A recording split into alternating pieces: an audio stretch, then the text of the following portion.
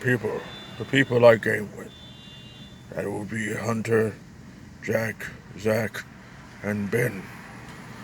I have said yesterday that I had saved an 83-year-old man from a possible virus. I will tell you this story. Everything I say is true, maybe embellished because of the voice, but everything I say is true. Yesterday at 12 noon, I went to the Mission Hills Hyundai to get my car fixed because of taillights, which was damned expensive after I got it done. But anyway, after an hour of fiddling around with the phone, an Asian man with a beard, looked like a very noble, priestly man, came and decided to talk to people. He first went to a chubby but pretty woman and sat down by her and waited for 45 minutes before there was an opening for her to talk to, feeling the soul, feeling the mind, until he was able to talk to her. He said he was Vietnamese later, so I'll call him the Vietnamese. Anyway, he had a chance to talk to her and leaned in forward and talked to her for an hour until her car was ready and she left. Slightly glad that she did, but at least she had the company not to be bored to death, and that's what he provided for her. There was also another man. There was 83-year-old older man. I didn't know he was 83 until he said later on, so I called him the old man. Anyway, so the Vietnamese who loved to talk to people. That's what one of his flaws was. He talked to people and must not be bored. So he talked to people and kind of expounded how egotistical and great he was. But anyway, he went to the older man, and the older man had a hearing problem. So you had to raise your voice to talk to him. I've experienced a person like that in church, so I understood how to modulate my voice. So I just listened. And so the Vietnamese started talking about how he was in the Navy and he served there for 21 years. And the old man said, I served in the Navy. Oh, and he served during the time of the Suez Canal. So they had a hidden, good conversation going. However, because the old man couldn't hear too well, the Vietnamese had to move up close to him to talk. Like, so close that it was like tasting spit, I'm sure, because one of the things that made me get my mask over a year ago was swapping spit with someone. Not kissing them like gay guys, but just swapping spit in the breath. Anyway, then the old man realized that he was going on a trip and that he was an old man, and he said, Are you vaccinated? Oh. And the Vietnamese just ignored him and kept talking. And the guy said, Are you vaccinated? No, I'm not vaccinated. And the Vietnamese said, No, I'm not vaccinated because I had been shot 14 years ago and I was in a coma for being shot in the service, and I lived through that. So I'm strong. So the old man who couldn't demand that he leave or get up quickly to leave, he just had to suffer it and then put his mask on. And I, not really made for being a hero because you know that I'm mostly selfish inside of me, I said, Hey! I did say that. Hey! The Vietnamese looked at me because he looked at me. And he shrugged and ignored me. What? Hey! You need to be vaccinated. Are you vaccinated? And he said, No. He said, I'm not vaccinated. We don't need to be vaccinated. No, you need to be vaccinated. I pulled out my card, the old handy white card, which I know most of you have. Hello, Jack.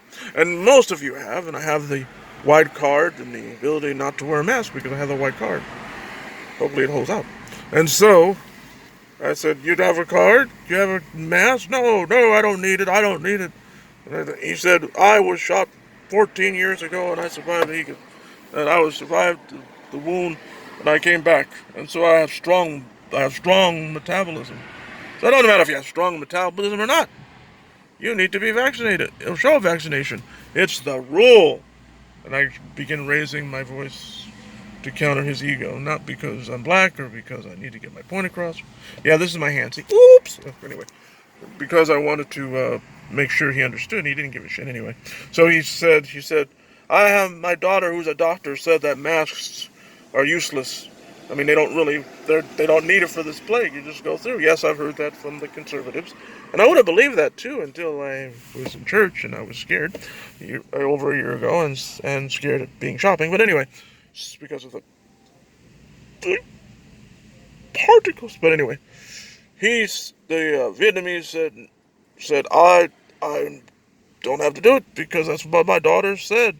It didn't say like that. It just said, "I don't need it." And I said, "You need it."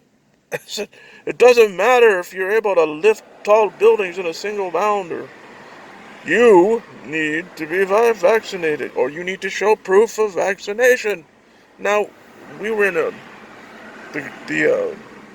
also the dealership of the place, because the dealership and the service factory were merged together. So I'm sure he thought about that maybe if this argument continued, more people will notice him.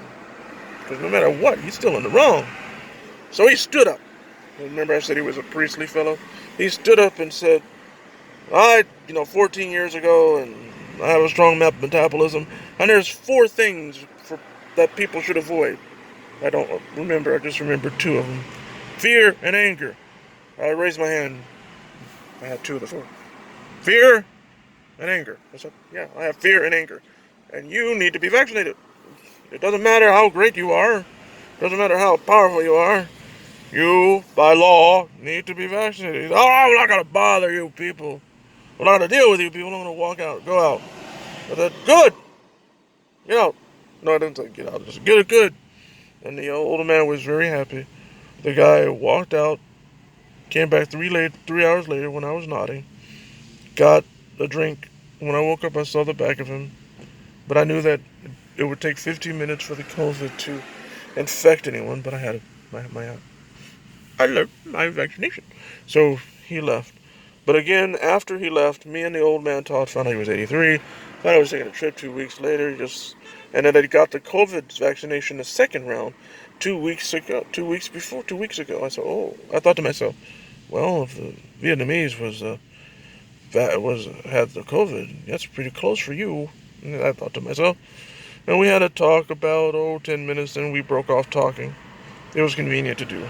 So that is the story of how Reverend Darnell Coleman saved an 83-year-old man from the possibility of catching COVID from the Vietnamese. One Vietnamese. Thank you. I hope you enjoyed the story, guys. I hope you do. I could not tell it to you directly on phone because, see, it's 7 freaking minutes. So I tell you this way. And my finger. Goodbye.